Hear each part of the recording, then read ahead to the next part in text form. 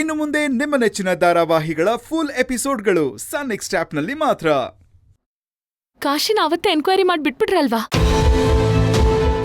ಅವತ್ತೇನೋ ಬಿಟ್ರು, ಆದ್ರೆ ಈ ಸರಿ ಪ್ರಭು ಕೊಲೆನ ನಿನ್ ಮೇಲೆ ಫಿಟ್ ಮಾಡ್ಬೇಕು ಅಂತ ಪ್ಲಾನ್ ಮಾಡಿದ್ದಾರೆ. ಟಾರ್ಚರ್ ಕೊಟ್ಟು ಕಾಶಿನೇ ಕೊಲೆ ಮಾಡಿದಾನಂತ ಸ್ಟೇಟ್ಮೆಂಟ್ ತಗೊಂಡು ಅವನ ಮೂಲಕ ನಿನ್ನ ರಮ್ಯನ್ನ ಲಾಕ್ ಮಾಡೋಕ್ ಪ್ಲಾನ್ ಮಾಡಿದ್ದಾರೆ. ಅದಕ್ಕೆ ರಾಧಿಕಾ ಕಾಶಿನ ಅರೆಸ್ಟ್ ಮಾಡ್ತಿದ್ದಾರೆ. ಅಟ್ ಎನಿ ಟೈಮ್ ಕಾಶಿನ ಅರೆಸ್ಟ್ ಮಾಡ್ಬೋದು. ಅಲ್ಲ ಚಿರು, ಅವನ್ ಹೇಗ್ ಒಪ್ಕೋತಾನೆ? ಅವನ್ ಕೊಲೆ ಮಾಡೇ ಇಲ್ವಲ್ಲ?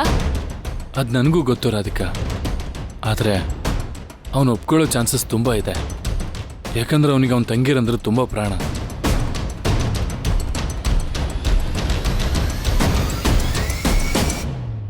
ಹೌದು ಚಿರು, ಅವ್ನು ನಮಗೋಸ್ಕರ ಜೈಲಿಗೆ ಹೋಗೋದಕ್ಕೂ ಸಿದ್ಧ. ಈಗೇನ್ ಮಾಡೋದು? ರೀ, ಏನ್ರಿ ಇದು? ಆಗ್ಲೇ ಹೋದವ್ರು ಇನ್ನೂ ಬಂದೇ ಇಲ್ಲ. ನಾನು ಹೇಳಲಿಲ್ವೇನೆ ಇಲ್ಲಿ ನಡೆಯೋದೆಲ್ಲ ನಮ್ಮ ಒಳ್ಳೇದಕ್ಕೆ ಅಂತ. ನಡಿ ಹೋಗೋಣ. ಎಲ್ಲಿಗೆ? ಬಾ ಅಂತ ಹೇಳದ್ನಲ್ಲ, ಎದ್ ನಡಿ.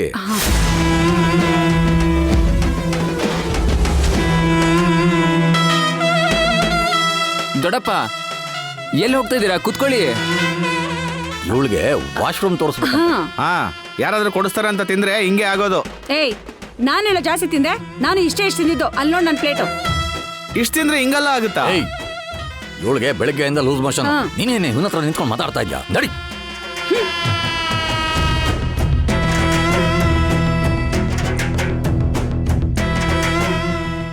ಈಗ ನಮ್ಗಿರೋದು ಒಂದೇ ದಾರಿ ರಾಧಿಕಾ.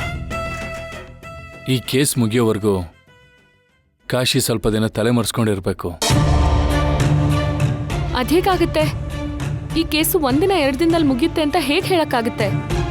ನಾನಿದ್ದೀನಲ್ಲ, ಆದಷ್ಟು ಬೇಗ ಈ ಕೇಸ್ ಮುಗಿಯೋ ಹೋಗಿ ನಾನು ಮಾಡ್ತೀನಿ.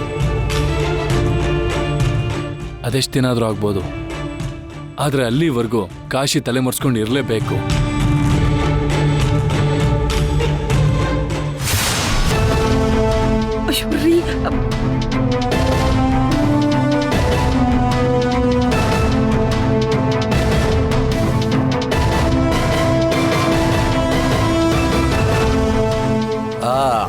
ಅದು ಇಲ್ಲಿ ವಾಶ್ರೂಮ್ ಎಲ್ಲಿದೆ? ಅದನ್ನು ಹುಡುಕೊಡ್ಬೇಕಾ? ಅಲ್ಲಿದೆ, ಹೋಗಿ. ನೋಡೆ, ಅಲ್ಲಿದೆ ಅಲ್ಲಿದೆ. ಬಾ ಬಾ.